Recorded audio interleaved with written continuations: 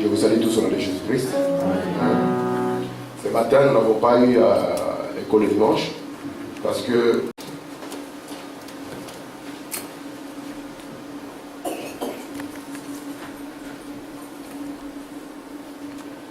je vous salue encore au nom du Seigneur Jésus-Christ. Amen. Nous allons lire dans Apocalypse chapitre 6, juste le premier verset. Lisons ensemble. Dans l'agneau bruit un des sept sceaux. Et j'entendis l'un des quatre êtres vivants qui disait comme une voix de tonnerre, viens. Que Dieu ajoute des bénédictions à la tête de sa parole. On va t'asseoir. Je vous salue tous au nom de Jésus-Christ.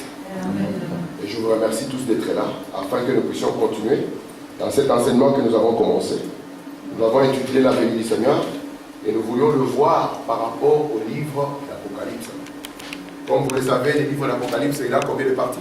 Il a 3 parties. C'est primordial pour nous de garder cela à l'esprit. Parce qu'avec le chapitre 6, nous commençons à entrer dans des choses très intéressantes. Et nous voulons rester fidèles au prophète. Donc laisser le prophète s'exprimer, exprimer l'étendue de la révélation que Dieu lui a donnée. Nous savons que le livre d'Apocalypse, c'est 3 parties. La première partie, elle traite exclusivement de l'Église. Et cela nous prend d'Apocalypse 1 à Apocalypse 3. Après, nous avons la deuxième partie du livre qui va traiter d'Israël. Et cela va nous prendre d'Apocalypse chapitre 4 jusqu'à Apocalypse chapitre 19. Et puis, la troisième partie du livre va nous parler d'Israël et de l'Église. Et cela nous prendra d'Apocalypse 19 jusqu'à Apocalypse 22. Et Frère Branham nous dit, nous ne devons pas mélanger les parties. Parce que si nous mélangeons les parties, nous ne saurons pas appliquer ce qui est appliqué à Israël, nous allons essayer de l'appliquer à l'Église et nous finirons dans une confusion. Mais lorsque Dieu aime un peuple, il envoie un prophète. Et quand le prophète vient, alors le peuple ne sera plus jamais dans la confusion. Remarquez maintenant, dans les chapitres premiers, c'était un chapitre important. Parce qu'il avait pour but d'identifier celui qui parle et de le présenter. Et de le montrer de la manière dont il va se présenter dans les âges de l'Église. Et dans les chapitres premiers, nous avons vu que là, il y a la plus grande de toutes les révélations. Et c'est la révélation de la divinité suprême. Donc il n'y a rien au-dessus. De la divinité suprême du Seigneur Jésus-Christ. C'est pour ça que le Dieu qui se révèle à nous, dans Apocalypse chapitre 1er, ne s'appelle pas Allah, ne s'appelle pas autrement, il s'appelle le Seigneur Jésus-Christ. Parce que Dieu n'est pas un nom. Amen. Parce que Allah en arabe signifie Dieu. Mais pour nous, Dieu n'est pas un nom. Jésus, il a un nom clair, un nom personnel. Il s'appelle le Seigneur Jésus-Christ. Et ce Seigneur Jésus-Christ ici va montrer à Jean, non pas l'histoire de son parcours quand il était sur la terre, mais il va lui montrer les facettes que lui va révéler au cours des âges de l'Église. Parce que quand Jésus est venu, il a fait une partie du travail. Mais vous savez que Dieu en lui-même n'avait qu'un seul grand mystère. Et le grand mystère de Dieu, c'est Christ. C'est pour ça que Christ est le mystère de Dieu qui est révélé. Et Christ est révélé au cours des âges. Et chaque âge reçoit une révélation de Christ. Chaque âge reçoit une révélation de Christ. De sorte que quand nous arrivons au dernier des âges, nous avons la pleine révélation de Jésus-Christ. Est-ce que ça va jusque-là? Amen.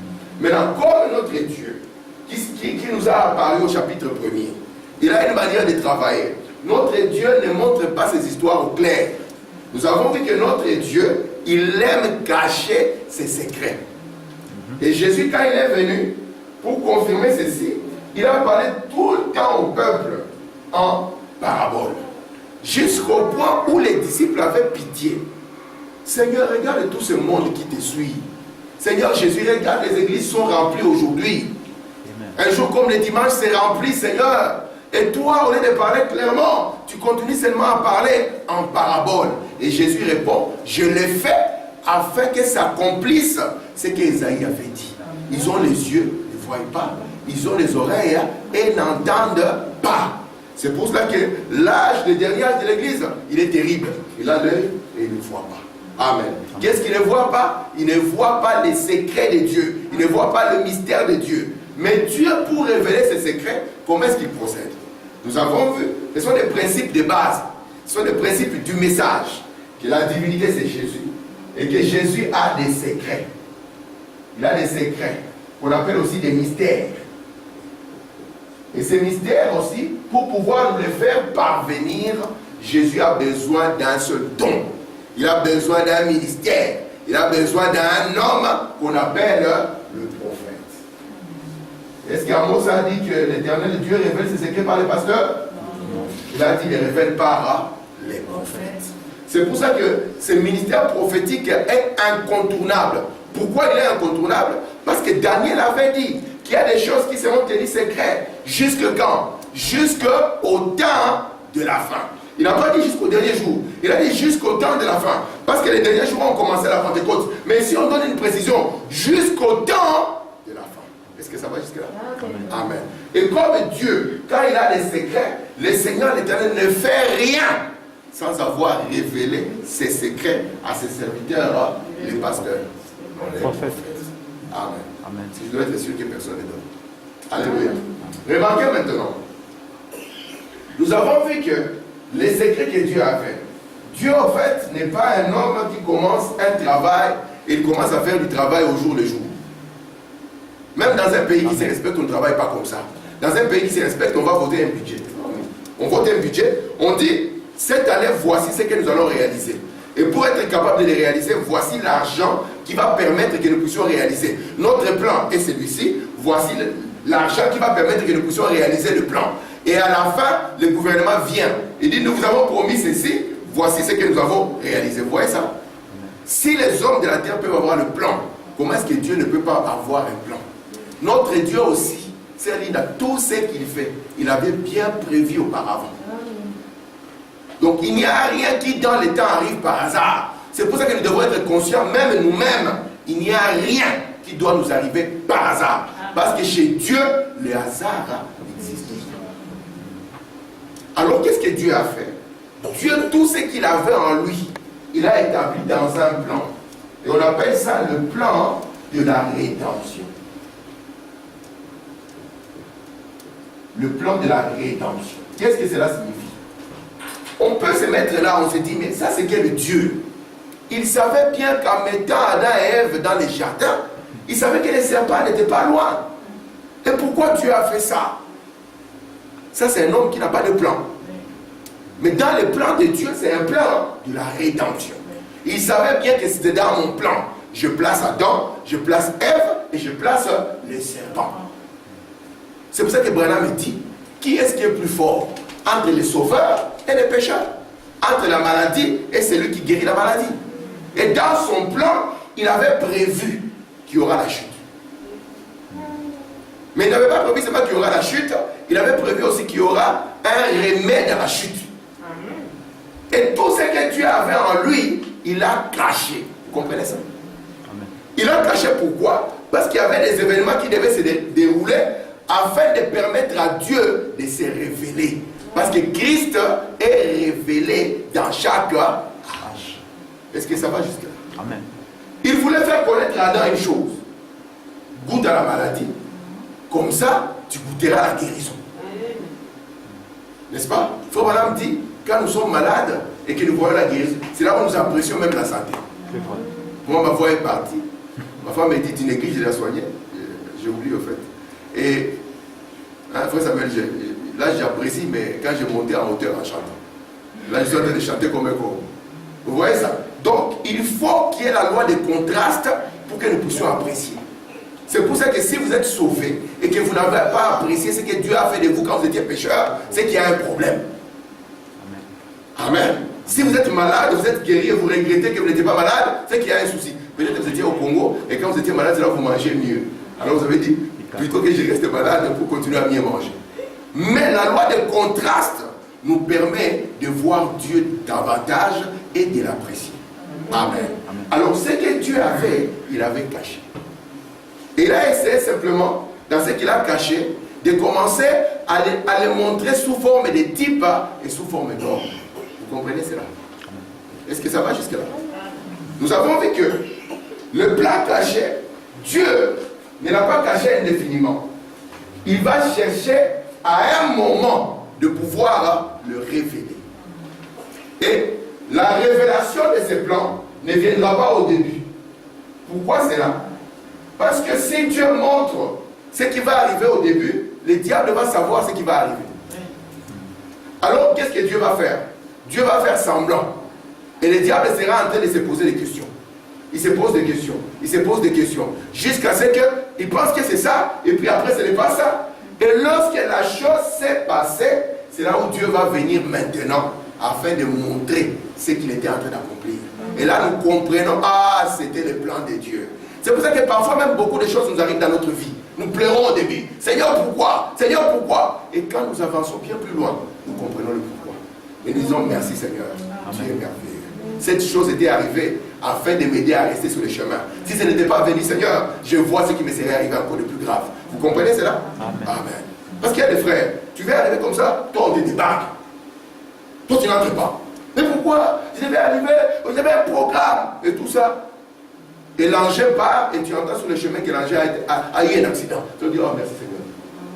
J'ai été épargné. Vous comprenez cela? Amen. Dieu, au fait, son plan, il va nous révéler cela à la fin. Amen. Amen. Remarquez maintenant, nous avons vu que selon Frère Branham, dans Apocalypse chapitre 5, il y avait un livre. Jean est monté dans Apocalypse chapitre 4, il a vu que dans la main droite de celui qui était assis sur le trône, il y avait un livre écrit en dedans et en dehors, et scellé de quoi? De 7 sceaux. Et remarquez, la première personne à avoir compris qu'il y avait des choses scellées, ce n'était pas Jean, c'était d'abord Daniel. Il a entendu des choses. Daniel voulait écrire aussi, parce que Jean aussi voulait écrire. Et le don a dit non, il faut que cela reste secret. Amen. Amen. Mais on va voir que ce qui était secret, le livre qui était fermé, ne doit pas demeurer fermé. Parce que dans Apocalypse chapitre 10, le livre qui était fermé est maintenant ouvert. Et qui ouvre les livres? Nous avons vu que aucun homme, aucune église, aucun ancien, aucune dénomination n'a le droit d'interpréter les livres. Il n'y a que l'agneau seul qui a le droit d'avancer, de prendre les livres de la puissance de Dieu et de révéler ce qui était dans les livres, n'est-ce pas? Et nous avons vu que ce n'est pas un agneau comme un animal. On l'a appelé agneau à cause de ses caractéristiques. Il était humble et il était doux. Et la Bible nous a donné des choses, des éléments importants. On nous a dit que c'était l'agneau qui avait 7 quoi? 7 cornes, merci mamie. Et il y avait quoi encore? Il y avait 7 yeux. Et nous avons vu que les livres d'Apocalypse, c'est les livres de symboles. Et nous avons vu aussi que les 7 yeux ici, on les appelait aussi les 7 lampes, n'est-ce pas? Parce que la Bible nous a montré que l'esprit d'un homme est appelé aussi la lampe de l'Éternel. Alléluia. Et nous avons vu maintenant que les 7 yeux ici, c'était les 7 hommes dont Zacharie avait parlé, en disant qu'ils seront un signe. Vous êtes avec moi? Amen. Et nous avons vu que les 7 yeux de l'agneau, c'était les 7 messagers.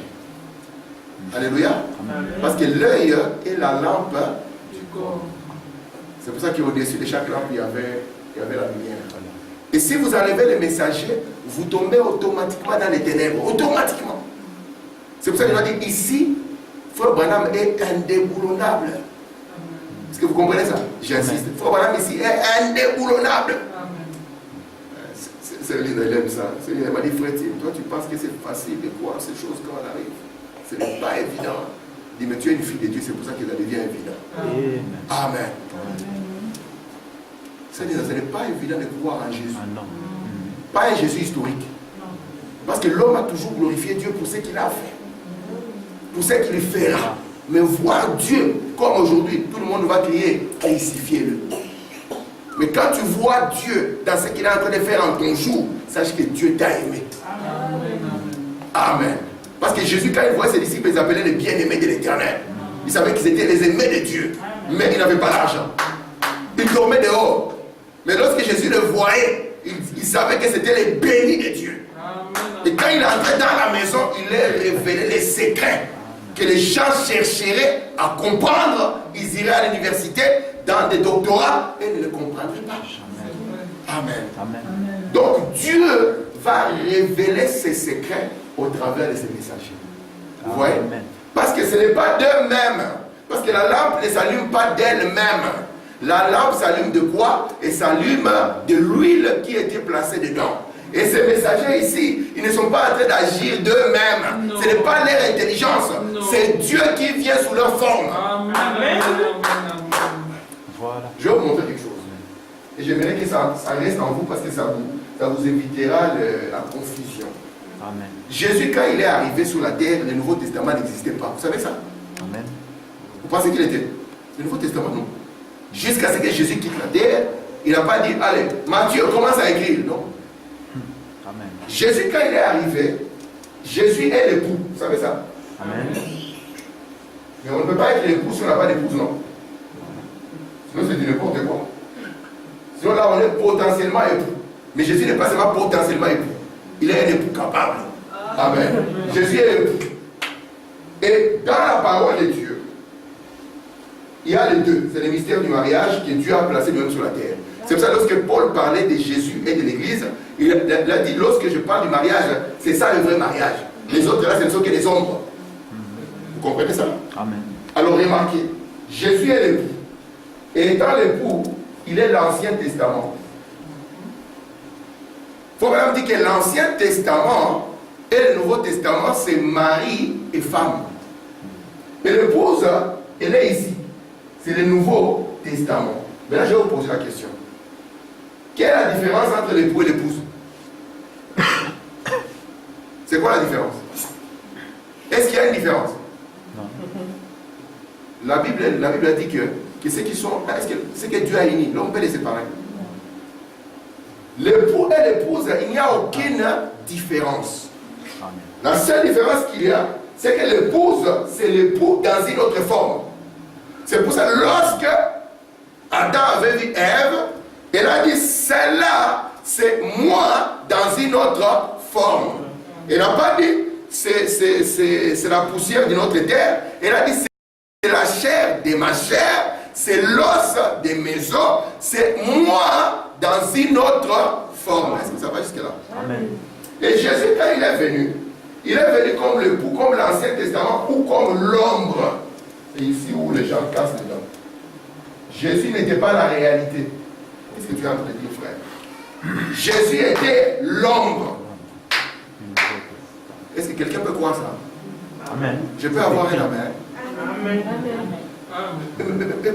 Comment tu peux oser dire une chose comme ça? Que Jésus était l'ombre. William Branham nous donne quelque chose d'important. Il dit ceci. Si vous voulez connaître un époux, ne regardez pas l'époux. Parce que l'ombre prête à confusion.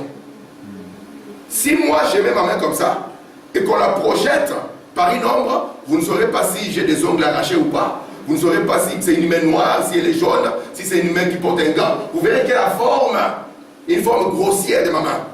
Mais remarquez maintenant, l'époux, il est l'ombre.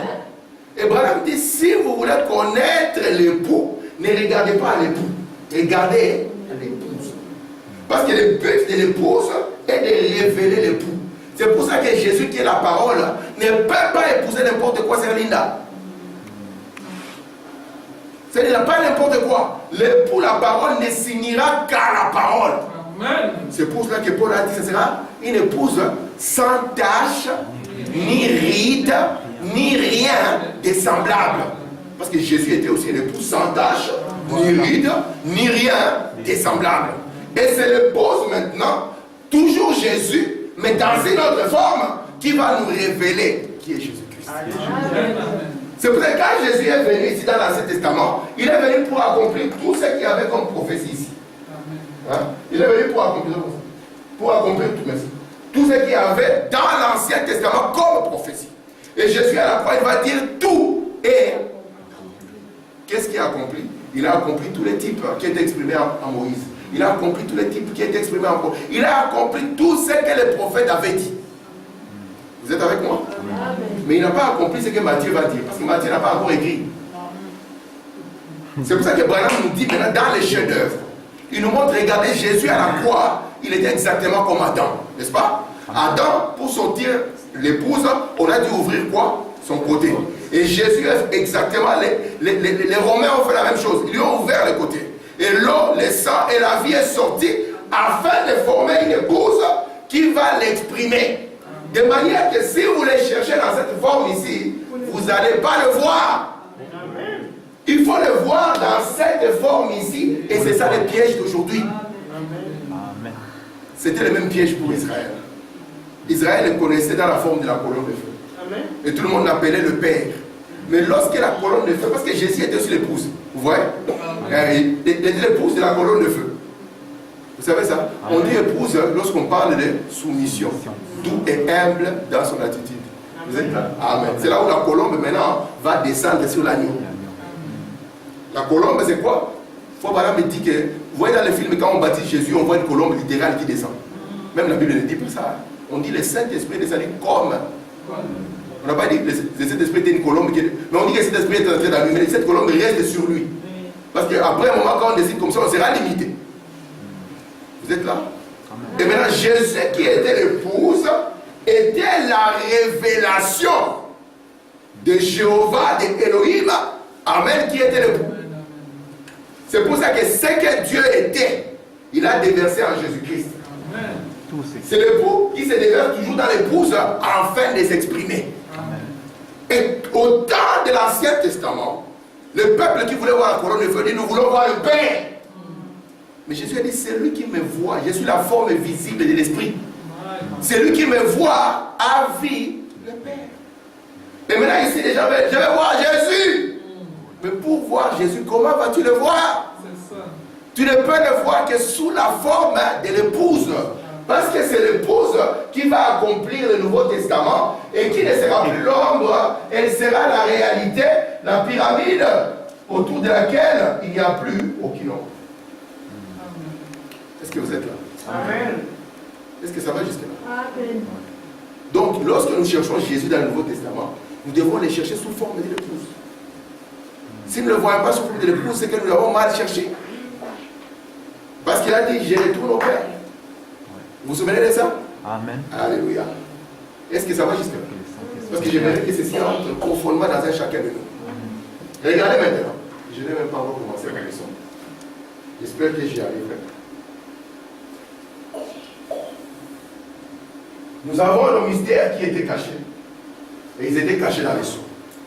Et on nous a dit que seul l'agneau pourra le révéler. Et nous savons que l'agneau c'est toujours Jésus. Mais dans la forme du Nouveau Testament. Amen. Amen. C'est pour ça que nous ne sommes pas attachés aux formes que Jésus prend. Mais ce qui nous intéresse, c'est toujours Jésus. Amen. S'il prend la forme des frères Samuel, nous disons toujours Jésus. S'il prend la forme des séraphins, nous disons toujours c'est Jésus. Parce que le danger, c'est de ne pas voir la forme qu'il prend. William Branham dit, vous voyez ici, quand Jésus apparaît à Jean, c'était un Jésus transfiguré, afin de montrer la forme et l'apparence qu'il allait prendre au cours des âges. Est-ce que ça va jusque-là? Amen. Merci Seigneur. Lisons ici le prophète, pour que nous puissions voir, c'est une chose intéressante. Bon, Madame dit ceci, dans les instructions de Gabriel à Daniel. Je suis au paragraphe 50. Il dit, maintenant, au chapitre 3, l'Église est montée, mais reste à révéler la rédemption. Comment l'Église a été rachetée. La révélation de ce qui s'est passé au cours de l'âge de l'Église. Vous voyez, l'Église est partie. Est-ce que vous comprenez ça? Amen. Donc, au chapitre 3, à partir du verset 14, jusqu'au verset 22, vous verrez que c'est le message à l'église, la dernière, le 7e âge de l'église, l'église de Laodicée. Vous voyez ça? Et à la fin des âges de l'église, ce qui met fin aux âges de l'église, c'est ce qu'on appelle l'enlèvement. Vous comprenez ça? Amen. Quand l'enlèvement se passe, cela achève les âges de l'église. Branham nous dit ici, au chapitre 3, l'église va monter, parce que ça met fin, donc 4 versets premiers, l'église va monter. Mais quand l'église monte, il reste quelque chose. Qu'est-ce qui reste? Il reste à révéler la rédemption. Comment l'église a été rachetée. la révélation de ce qui s'est passé au cours de l'âge de l'Église. Remarquez maintenant. Je vous ai dit que la rédemption a combien de parties? 3 parties. 3 parties maintenant. J'aurais beaucoup de 3 parties, Seigneur Jésus. La rédemption a 2 parties. La première partie, c'est qu'on paye le prix. La deuxième partie, on révèle l'homme dans sa position. Je vous donne l'exemple pour que vous le compreniez simplement. Disons que cette maison appartient à Maman Angèle. À un moment comme ça, Maman Angèle n'a plus d'argent. Maman Angèle, qu'est-ce qu'elle fait? Elle va essayer de vendre la maison. En Israël, on ne vendait pas quelque chose éternellement. Non. Alors, quand Maman Angèle va vendre la maison, moi, je suis son fils. Et moi, j'ai beaucoup d'argent. Je vais revenir et dire, c'est la maison de ma mère. Alors, qu'est-ce que je vais faire? Disons qu'on avait vendu ça à un monsieur, le monsieur qui vend les riz ici, dans notre grand client. Alors, qu'est-ce que je vais faire? Je vais revenir vers notre monsieur là-bas qui nous vend des histoires, les Africains, notre Indien. Il dit, cher ami, maman tu avais donné à maman 50 000. Voici les 50 000 que maman te devait. La première des choses, on paye le prix. La deuxième des choses, il ne faut pas les laisser dans la maison. Il faut les prendre, les mettre dehors. Et puis prendre maman, la ramener dans sa position. Vous voyez ça? Et Jésus à la croix, il avait donné les 50 000. Amen. Maintenant, ce qui restait maintenant, c'est de pouvoir nous ramener dans la position. Alléluia. Est-ce que c'est clair là? Amen. Parce que j'aimerais que ça entre. C'est clair, non? Amen. Et remarquez maintenant, dans cette rédemption, parce que maintenant, une fois que l'église est montée, il faut que Dieu lui montre comment est-ce qu'il a racheté.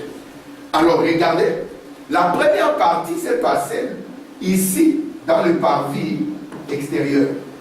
Quand Jésus est venu à l'autel, vous vous souvenez de l'autel des sacrifices, n'est-ce pas? Et là, Jésus a été immolé. Donc, le prix a été payé parce qu'on dit que sans effusion de sang, il n'y a point de pardon de péché. Est-ce qu'il y a eu effusion de sang? Oui. C'est lui qui dit que Jésus n'est pas mort à la croix, il est contre notre religion. Parce que notre religion est basée sur la mort de Jésus.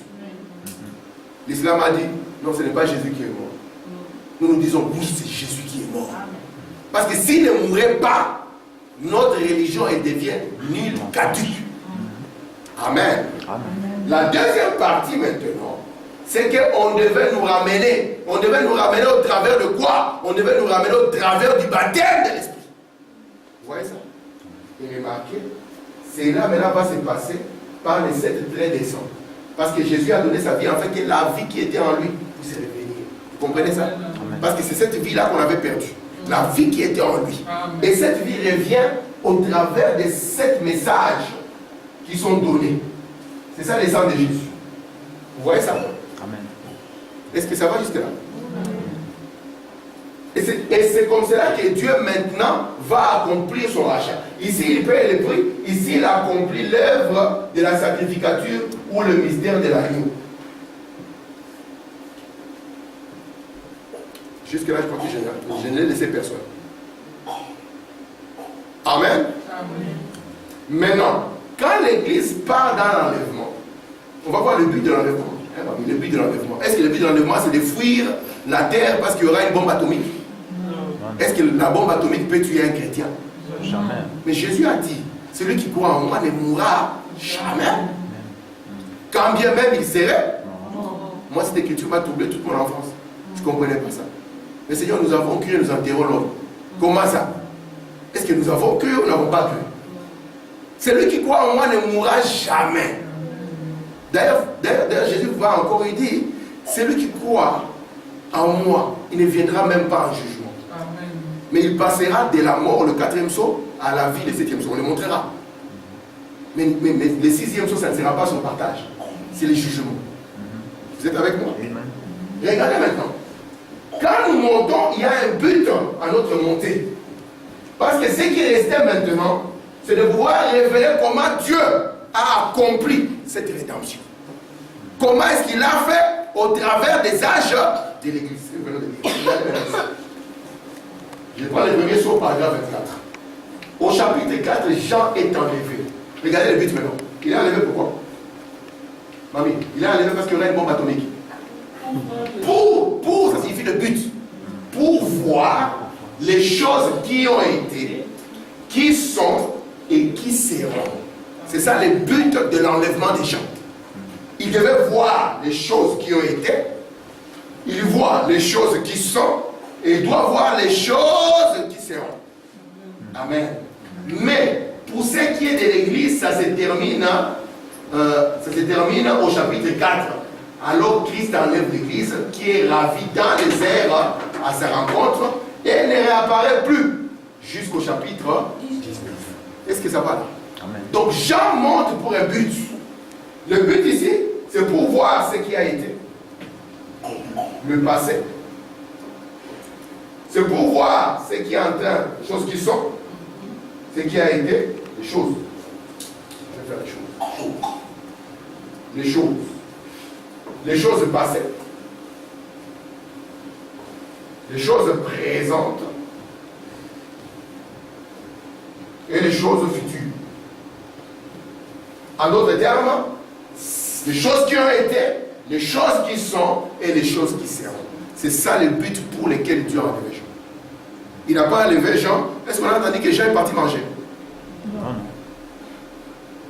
Est-ce qu'on n'a pas dit que tu vas aller manger au ciel? Est-ce qu'on a dit ici que Jean est mangé? Dans le livre de l'Apocalypse, on a dit Jean manger? Non. Manger un beau poulet frit. Mais le but est là. Il est parti pour voir ce qui a été, ce qui est en train de se dérouler et ce qui va venir. Alors, qu'est-ce qui a été, qu'est-ce qui est et qu'est-ce qui va venir? Amen. Amen. Je suis en train de vous introduire le livre des Sceaux. J'ai dit que je vais l'introduire d'une autre manière. Comme ça, si vous voulez lire les Sceaux, vous lisez les Sceaux, mais je vais l'introduire d'une autre manière. Parce que mon but, c'est de voir les intervalles comme je vous avais dit. Regardez maintenant. Ce qui a été, parce que, regardez, Jean monte au chapitre 4. Mais le chapitre 4 précède d'abord le chapitre 1er jusqu'au chapitre 3. Est-ce que c'est faux? Le chapitre 4 vient après le chapitre 1er et jusqu'au chapitre 3. C'est là où vient le chapitre 4. Et le chapitre 4 commence par la phrase « après ceci » ou « après ces choses », qui signifie que c'est un événement qui arrive après les âges de l'Église. Et c'est là où Madame nous montrera que les choses qui ont été, c'était les âges de l'Église. Et les âges de l'Église sont cachés dans le premier jusqu'au 4e sceau. Parce que vous allez remarquer que du premier sceau jusqu'au 4e sceau, à chaque ouverture de sceau, il y aura toujours un être vivant qui interviendra dans les 4 premiers sceaux. Est-ce que ça va jusque-là? Merci. Les choses qui sont, c'est le 6e sceau. On va voir pourquoi. Quand Jean est en train de parler, nous sommes au chapitre 4. Jean ne parle pas de sceau. Il monte pour voir ce qui s'est passé et il va voir ce qui est en train de se dérouler. Souvenez-vous, les livres d'Apocalypse a 3 parties. La première partie, du chapitre 1er au chapitre 3, ce sont ce qui concerne l'Église. Et nous avons dit, c'est la rédemption par le sang. Vous vous souvenez de ça? Ou bien c'est la grâce. La deuxième partie, du 4 à 19, nous avons dit, c'est pour Israël, et on a appelé ceci, la rédemption comment? Par quoi? Par le jugement. La rédemption par le jugement. La rédemption par le jugement. Ne me laisse pas ça me faire. Sinon je vais dire que tout ceci, papa, tout est pour moi, le courrier. Hein? Puis je vais commencer à donner ça à l'école le dimanche, et je vous donne Abraham, l'appel d'Abraham. On va changer les structures. Vous voyez ça? Donc au chapitre 4, on n'est plus dans la partie des âges de l'Église. Au chapitre 4, on est en train de vouloir traiter de la rédemption par le jugement. C'est pour ça que les choses qui sont, ce qui est en train de se dérouler, c'est le 6e sceau, c'est la rédemption par le jugement. Donc, la première partie ici, qui est Apocalypse chapitre 1er jusqu'à Apocalypse chapitre 4, ça sera, lorsqu'on verra les sceaux, ça sera le premier sceau jusqu'au 4e sceau. Et le premier sceau jusqu'au 4e sceau, ce sont les 4 êtres vivants. Souvenez-vous, les 4 êtres vivants qui ont toujours entouré le trône de Dieu. Et les 4 êtres vivants, c'est ce qui va influencer nos 7 âges de l'Église. Mais alors que le premier sceau jusqu'au 4e sceau va concerner l'Église, le 5e sceau va concerner Israël. Pourquoi? Regardez le frère. Je vais regarder le frère. Très clair. Même si je m'arrête à ces chemins, ce n'est pas grave. Mais que ce soit clair. Est-ce que Israël a rejeté Jésus expressément? Non. Qu'est-ce qui s'est passé? Paul nous révèle. Paul lui dit que Dieu a aveuglé Israël. Donc, Paul nous donne maintenant l'exemple pour que vous puissiez bien le comprendre.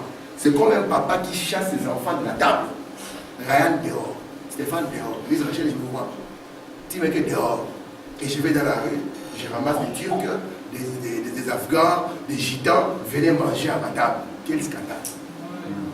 Mais comme ce père ici est un père bon, il ne peut jamais oublier Israël. Amen. Il va garder le 5e sceau. Vous comprenez? Comme l'âge de ceux-là, les élus d'Israël, depuis qu'ils ont rejeté Jésus. C'est pour ça que quand le 5e sceau va s'ouvrir, on verra des âmes sur l'autel. En train de dire, jusqu'à quand? Jusqu'à quand? On leur dira, on n'a pas encore fini de tuer. Attendez d'abord. Il y a d'autres qui doivent être sacrifiés. Nous allons le voir. C'est là que nous spécifions. Est-ce que ça va jusque-là? Vous voyez que Dieu n'a pas abandonné Israël. Si vous posez la question, mais les Juifs là, qui étaient les bonnes personnes, les Juifs là, qui étaient vraiment, qui n'ont pas... Dieu avait réservé le 5e sceau. Est-ce que ça va jusque-là? Merci Seigneur. Donc maintenant, les choses qui sont, il s'agit du sceau du jugement. Là, il va voir le jugement. Et après, ce qui va venir, ça sera le 7e sceau, ou la venue du Seigneur, l'installation de la paix, la rédemption dans sa totalité et dans la joie. Donc nous commençons les choses qui ont été, c'était la rédemption par le sang. Les choses qui sont, la rédemption par le jugement, les choses qui seront, la rédemption dans sa totalité et dans la joie. Amen. Est-ce que ça va? Amen. Est-ce que ça va? Ça va. On n'a pas mangé là. Amen. Ok, continuons. Je suis dans le véritable sceau de Pâques. Je suis au paragraphe 119. Frère Branham, le prophète béni nous dit ceci. Et maintenant, les sceaux. C'est une déjà dit les 7 sceaux. Les sceaux, ça signifie quoi? Heureusement qu'on l'a vu écrit. Imaginez qu'il n'était pas écrit. Tout le monde devait s'imaginer. C'est des sceaux dans lesquels on met de l'eau. Est-ce que c'est quelqu'un qui a sauté? Est-ce que c'est un sceau, quelqu'un qui n'est pas intelligent? Est-ce que c'est quoi comme sceau? Maintenant ici, maintenant le sceau, c'est quoi? C'est un signe d'une œuvre achevée. Je continue. Nous savons qu'un sceau, par exemple, quand on veut sceller un wagon, eh bien, on y accomplit tout le travail, on charge le tout, ensuite il est scellé jusqu'à destination. Tout sceau est une œuvre achevée. Quand vous rédigez un document, il est par la suite scellé à la fin. C'est comme la signature. Il n'est pas scellé jusqu'à ce que ce soit terminé. Vous voyez ça? Amen. Donc, le sceau, ça exprime une œuvre achevée. À l'époque, dans les chemins de fer, qu'est-ce qu'on faisait lorsqu'on devait charger des trains en marchandises?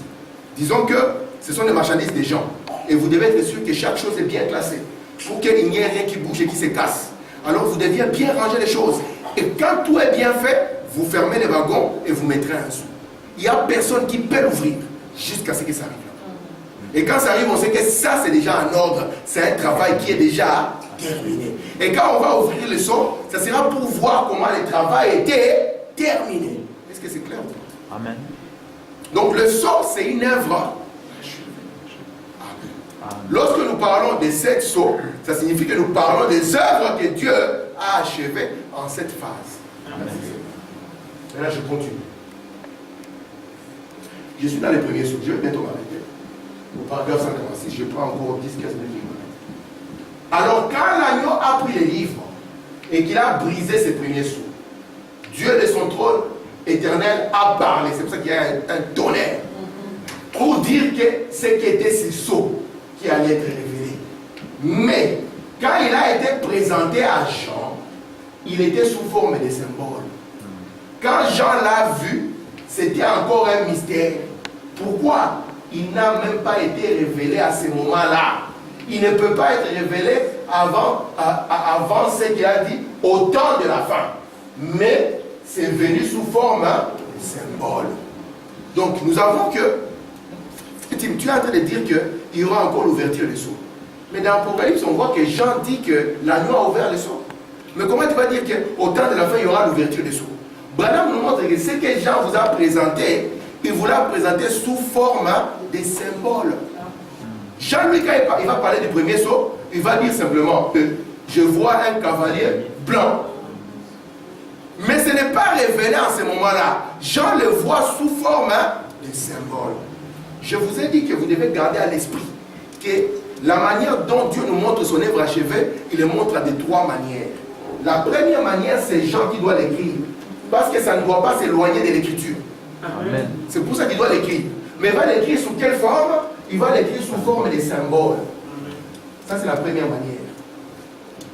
Et ça, il faut que Madame le montre que ça, c'est un sceau caché. La deuxième manière, maintenant, il faut que Madame l'appelle un sceau naturel. Ce qui était caché devait prendre place. Parce que toute prophétie de Dieu doit s'accomplir. Si on avait dit qu'une vierge concevra, les diables ne connaissaient pas la vierge. C'est pour ça qu'en Israël, il y en avait beaucoup. S'il connaissait ça, il devait essayer. S'il connaissait le nom, il allait venir bien tuer la personne directe. Vous êtes avec moi? Maintenant, cette histoire de la vierge concevra devait commencer, elle devait se dérouler. Elle devait se dérouler comment? Par la naissance de cette vierge. Une fille qui naît, c'est Linda, sois avec moi. Une fille qui naît, elle commence à marcher. On lui donne le nom de Marie. Les diables regardent. Est-ce qu'on connaît Marie? Non, on n'a rien dit sur Marie. C'est pas elle. Est-ce qu'elle est fille de prêtre? Non, elle n'est pas fille de prêtre. Elle est normale. Elle était une fille pieuse. Elle pensait aux Écritures. Amen. Amen. Mais la manière maintenant dont ça va se dérouler, c'est la manière de l'histoire. En histoire, Marie, elle est quand? Les catholiques sont capables de vous dire même le nom de maman, de papa, de la naissance. C'est pour ça que le 15. En 1950, il y avait un pape, parce que les papes sont très courageux. Je n'ai jamais vu un courage comme ça. Il sort devant les gens. 1950, ce n'est pas loin. 1950, c'est ici. Hein? Il n'y a même pas 70 ans. Le pape, c'était Jean 23. Il sort devant les gens avec un grand mystère. Parce que lui aussi, il veut avoir l'équivalent d'un prophète. Mais Apocalypse, il l'a identifié comme étant le faux prophète. Il sort devant les gens et il dit, révélation. Marie est montée au ciel avec son propre corps. Et cela s'est passé un 15 août. Donc, peuple de Dieu, chaque 15 août férié, et chaque 15 août, nous allons célébrer la montée de Marie au ciel dans l'enlèvement. Vous voyez ça? Et les catholiques, ils appellent ça l'Assomption. Assomption. Parce qu'Assomption, c'est pour Jésus. Elle, c'est l'Assomption. C'est un dogme qui a été établi en 1950. J'ai discuté un jour avec un catholique qui lui dit, mon frère, si moi je ne crois pas à ces dogmes, il n'y a pas de danger pour moi. Parce que les apôtres qui nous ont apporté cette parole ne connaissaient pas cette histoire. Il a dit, mais Marie, oui, tu vois, c'est la mère de Dieu. Elle est montée avec son corps. J'ai dit, même si le pape l'a dit, aussi longtemps que la Bible ne l'a pas dit, je ne suis pas tenu de le croire. Lui, de quelle autorité peut dire ça? Parce que Paul a dit, même si un ange descend du ciel, il vous amène autre chose, qu'il soit maudit. Donc la deuxième des choses, c'est l'histoire. La première des choses, c'est un symbole. La deuxième manière dont ça s'ouvre, c'est quelque chose qui commence à se dérouler dans l'histoire et le diable n'est pas au courant. Vous comprenez ça? Donc l'histoire se déroule. Ce qui était symbolique, l'histoire maintenant va le montrer. Et la troisième des choses, une fois que la chose est terminée, vous voyez ça? Alors, on amène la révélation. C'est pour ça que William Branham nous a parlé de 7 âges de l'Église. Il va nous le montrer sous forme de symboles. Il va entrer dans l'histoire. Vous montrer comment chaque chose s'est révélée et vous montrer comment est-ce que Dieu l'a accompli. Est-ce que c'est clair? Faubourg appelle ceci le sceau naturel. Dans sa présence, paragraphe 2. Le sceau naturel. C'est pour ça que Branham dit, c'est un messager d'abord. Un sceau est ouvert au ciel. Un messager reçoit la révélation. Il ne sait pas encore ce que c'est. Il commence à proclamer son message. Et l'histoire se déroule. Quand l'histoire se déroule, les diables de Dieu c'est lui, ce n'est pas lui. Il regarde Martin. Est-ce que lui, c'est ça? Il voit Martin avec une pipe, c'est pas lui. Martin après l'église, les frères, on a eu vraiment une nouvelle bière qui est arrivée. On va en communion à la maison, on sert la bière. C'est pas la bière. mais c'est toujours Jésus. Mais dans la lumière qu'il avait à ce jour-là. Amen. Amen. C'est pour ça qu'à la fin, c'est là où nous avons la plénitude de Jésus. Et vous ne verrez plus avec des guerres, avec des pipes. Parce que dans sa plénitude, il exprime tout ce que Dieu est dans tous ses attributs. Est-ce que c'est vrai ça? Est-ce que c'est bon ça? C'est clair. Amen. Donc Jean, il doit monter pour voir les choses qui ont été. Et lorsque nous allons monter avec Jean, nous allons le voir sous forme de symbole. Nous allons le voir sous forme d'histoire. Maintenant, mamie, il y a une chose ici qui est intriguée, frère madame. Parce que les livres étaient scellés de 7 sceaux. Et c'était écrit en dedans et en dehors. Frère madame, au début, il pensait que les 7 voix-là n'avaient rien à voir avec ce qui était écrit en dedans. Et l'ange lui a dit, madame, fais attention. Ce n'est pas que ça va amener quelque chose d'autre, sinon on a un risque de rajout. Il dit, mais ça viendra montrer les choses qui étaient cachées dans ce qui était écrit. Je vais vous le faire lire encore là. Ça montre les choses qui étaient cachées dans ce qui était écrit. Est-ce que vous voyez comment Dieu révèle la chose? Aujourd'hui, les chrétiens sont là. Ils ne savent rien de ce que Dieu a fait. Ouais, Jésus est grand, Jésus est grand. Quoi? Il est grand comment? On l'avait sous forme de symbole. L'histoire est venue. L'histoire a montré ce que Dieu a fait au cours de ces 2 derniers 2000 ans. Et puis après, nous avons la révélation de cela. C'est pour ça que Jean, quand il monte, c'est pour amener à cette planète. Ce n'est pas pour aller manger du poulet, ni quoi que ce soit d'autre. Il est parti pour voir les choses qui ont été. Là, ici, dans les actes de l'Église, on les verra. Les choses qui sont, on les verra. Et les choses qui vont venir. Est-ce que ça va? Il me reste 5 minutes, donc j'espère que vous allez vous accrocher. Et après, on sera tranquille, n'est-ce pas? Prenons le premier saut, paragraphe 148. Ok. Merci Seigneur. Je vais m'arrêter sur cette citation, ou bien j'ai un schéma après. J'arriverai à mon schéma, c'est là où je m'arrête. Frère Madame dit ceci. Remarquez, le premier saut s'est ouvert. Quand il a été ouvert sous forme de symbole, là, il a tourné. Donc Jean, il a vu sous forme de symbole. Alors, qu'en est-il quand il est ouvert sous forme réelle? Il a tourné aussitôt que l'agneau a arraché le sceau. Qu'est-ce que celui-ci a révélé? Il ne s'est pas révélé complètement. D'abord, le sceau, il est en Dieu. C'est la pensée de Dieu. Vous voyez? Ensuite, il est sous forme des symboles. Et puis, il est révélé. Vous voyez 3 choses. D'abord, un mystère que Dieu avait en lui. Et dès avant la fondation du monde, personne ne connaissait ce mystère. Et Dieu va permettre à Jean de l'écrire sous forme de symboles. Et ces symboles vont arriver dans l'histoire, sans que personne ne comprenne l'importance et l'impact de ces symboles. Et à la fin, maintenant, il est complètement et réellement révélé. Donc, lorsque nous parlons, je vous ai montré que les livres-là, dont nous sommes en train de parler, ce n'est rien d'autre que la Bible. J'ai voulu le prendre dans l'essence de la Bible. C'est un livre qui était scellé. Donc les gens qui lisaient dedans, il y avait beaucoup de gens qui présumaient. Je vous ai donné l'exemple ici de quelqu'un qui va lire dans l'enveloppe. Nous qui avons regardé l'Afrique, nous connaissons ça. Nous sommes capables de lire dans l'enveloppe. Tu mets la lettre comme ça. Et la lumière est là, tu projettes la lumière et tu commences à lire la lettre dans l'enveloppe. Et quand quelqu'un parlait beaucoup, on disait, c'est les gens de personnes qui lisent les lettres dans l'enveloppe. Ok, disons fort. C'est vrai que tu as connu ça aussi, hein? Non. Toi, tu étais ancien. Moi, c'était. À notre époque, on connaissait, mais je n'étais pas spécialisé ça, mais je connaissais des personnes qui lisaient les lettres dans la juste comme ça. Il lit toute l'histoire. En plus, si c'est un enfant et que c'est un rapport contre lui, papa n'aura jamais cette lettre. Il ne la verra jamais. Lisons maintenant dans le premier paragraphe 151.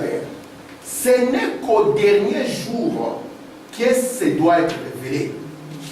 Quand le sceau lui-même est brisé. Brisé pour qui? Pas pour Christ. C'est pour ça que la révélation n'était pas pour Jésus. Mais pour l'Église. Écoutez, je vous dis ça. Remarquez, oh là là, j'en tremble. J'espère que l'Église fait quoi? Comprend vraiment ce que je vais dire. Je vais vous appeler comment? Vous voyez? Je vais dire ça. Je vais vous appeler l'épouse. Vous voyez que vous le comprendrez. On appelle l'épouse celui qui a compris ça. Amen. Faut dire, ça ne se révèle pas au début. C'est si la révélation n'arrive pas au début. On avait dit à Jean, ceci arrivera Dans les derniers jours, au jour de la voix du 7e ange. On est tout ce qu'il dit, ça tient la Bible. Ça tient complètement la Bible. Il n'y a pas moins de ça. On continue ici. Daniel 12. Je suis à la fin, mon chemin arrive. J'entendis, mais je ne compris pas. J'ai dit, ô Seigneur, quelle sera l'issue de ces choses? Il répondit, va Daniel. Car ces paroles seront tenues secrètes et scellées jusqu'au temps de Branham. C'est ce que ça veut dire ici. Jusqu'au temps de la fin. En d'autres termes, sœur Linda, ces paroles seront tenues secrètes, cachées et scellées jusqu'au temps de Branham. Ce n'est pas pour rien qu'il est né l'année où il est né. On va vous montrer ça dans la parole de Dieu. Il n'y a pas de hasard. Écoutez, plusieurs seront purifiés, blanchis et épurés. Les méchants feront aucun des méchants ne comprendra. Et Branham nous appelle les pouces parce que nous comprenons. Mais aucun des méchants ne comprendra. Mais ceux qui auront de l'intelligence comprendront. Cette compréhension ne viendra pas à n'importe quel temps. On a donné un temps précis. Elle viendra jusqu'au temps de la fin. On a deux versets qui nous montrent avec précision et on peut prendre le temps dans l'histoire. Le premier ici jusqu'au temps de la fin. Le deuxième verset au jour de la voix du 7e ange. Et l'histoire peut nous le prouver. Amen. Ok. Je me dirige vers mon chemin et je m'arrête. Je suis dans mon temps. Ne l'écrivez pas, Apocalypse des symboles. Jean vit la même chose. Parce que Jean avait vu la même chose que Daniel. Cela avait été écrit à l'extérieur de la Bible. Il y avait 7 sceaux sur le dos du livre et personne ne pouvait ouvrir ces sceaux. C'était ses voix. Voici la Bible écrite, laquelle est un mystère. On va simplifier même la notion de tonnerre. On va simplifier ça. Laquelle est un mystère elle-même. La Bible écrite, laquelle est un mystère elle-même. Mais sur le dos de la Bible, les révélations ont été montrées à Daniel, disant qu'il y a 7 voix qui devaient se faire entendre. Écoutez. Que personne ne pouvait ouvrir, que personne ne savait ce que c'était. Mais la Bible dit, ce fut dit à Daniel et aussi à Jean, que dans les derniers jours, ces 7 voix seraient connues. De quelle église? La véritable, la vraie église. Saisissez-vous cela. Voir comment le faux et les contrefaçons font de leur mieux. C'est pour ça que le programme aujourd'hui, c'est l'antichrist avec le gros nom de Jésus. C'est pour ça qu'on va voir quand Jean avait vu cette femme dans Apocalypse 17, je vais vous montrer quelque chose qui est là-bas. Quand Jean avait vu cette femme, il était étonné. Il était tombé dans l'étonnement. Pourquoi? Parce que c'était écrit Jésus sur elle. Alors qu'il était ivre du sang des saints. Vous êtes avec moi? Amen. Ceci sera révélé. Donc, remarquez un peu. Je vous montre un peu comment ça se passe. Les livres étaient écrits, n'est-ce pas? De sorte que ces livres écrits étaient un mystère. J'ai montré à Frère Samuel dans je l'ai combien? 8, 32, on descend. Comment est-ce que dans la Bible, il y a une partie ouverte et une partie symbolique? Et les gens, au cours des âges, se sont limités dans la partie ouverte de la Bible. Mais les parties fermées de la Bible qui étaient scellées, personne ne pouvait les toucher. C'est qui? Les cavaliers blancs, inconnus. Tout le monde a dit, comme c'est le cheval blanc, hein, et qu'il lui-même il est blanc, c'est Jésus. C'est Jésus. Alléluia, c'est Jésus. Mais comment il a commencé, cheval blanc, continuer, c'est Jésus, jusqu'au cheval parle. Vous allez voir qu'il aurait l'appeler la vie, vous allez l'appeler la mort. Et tout cela a été scellé. Mais l'interprétation de cela était dans les 7 voix qui étaient au dos du livre. Oh, on va y arriver. Merci Seigneur. Merci Seigneur. C'est pour ça que le 3e pull est relié à l'interprétation, l'ouverture de la parole. Regardez, la sémence n'est pas avec la barre. J'espère que mon chemin est aussi bien. Deux citations, vous me les donnez? Et puis après, nous arrivons à mon chemin et on s'arrête. La sémence n'est pas avec la barre. Dieu avait promis des lapins au temps des terres. Il avait promis d'autres choses au temps des autres. Mais maintenant, il nous a promis un vrai repas complet. Les menus à 7 plats, car tous les 7 sauces sont ouverts. Et tout est prêt pour la parole de Dieu, pour ceux qui peuvent la recevoir. C'est un menu complet, c'est un repas.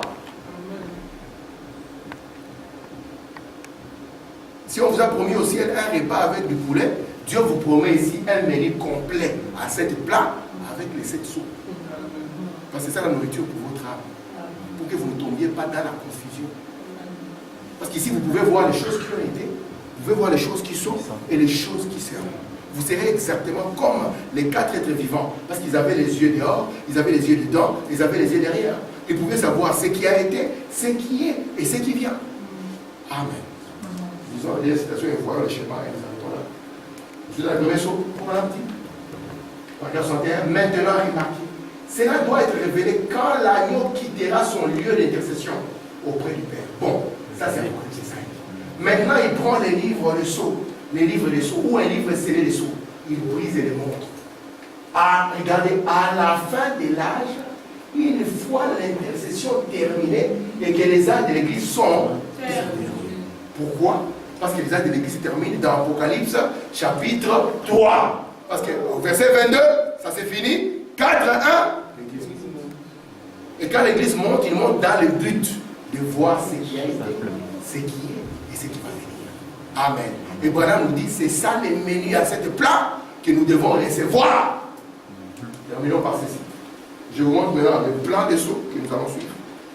Et nous arrêtons. Le plan des sauts. Vous voulez connaître les sauts. Le plan des sauts. Vous allez voir que quand le premier saut va s'ouvrir, ça sera le premier être vivant qui va parler. Et ça sera la puissance du lion. Et vous allez voir que ce qui va sortir en face, ça sera un cavalier au cheval blanc. Amen. Le deuxième, amen. Amen. Le deuxième saut, quand il va s'ouvrir, ça sera un veau. Ça sera une onction.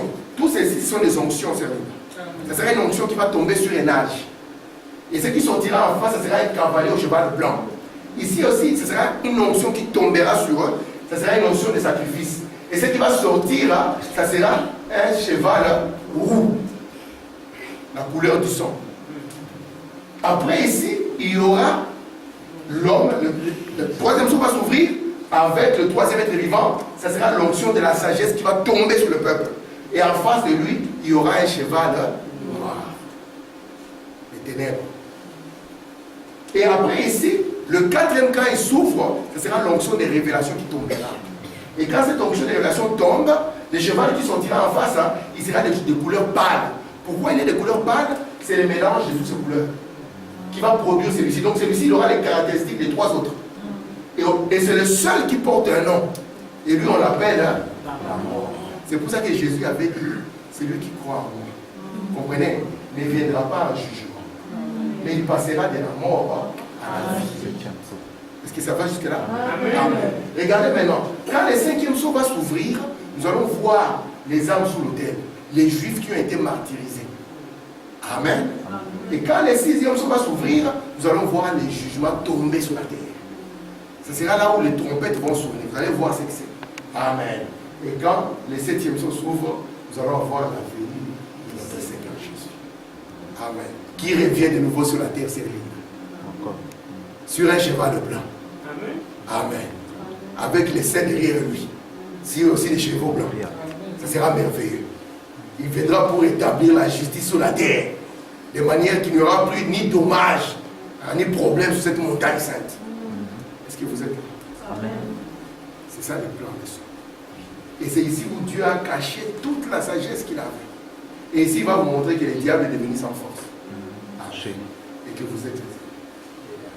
Amen. Amen.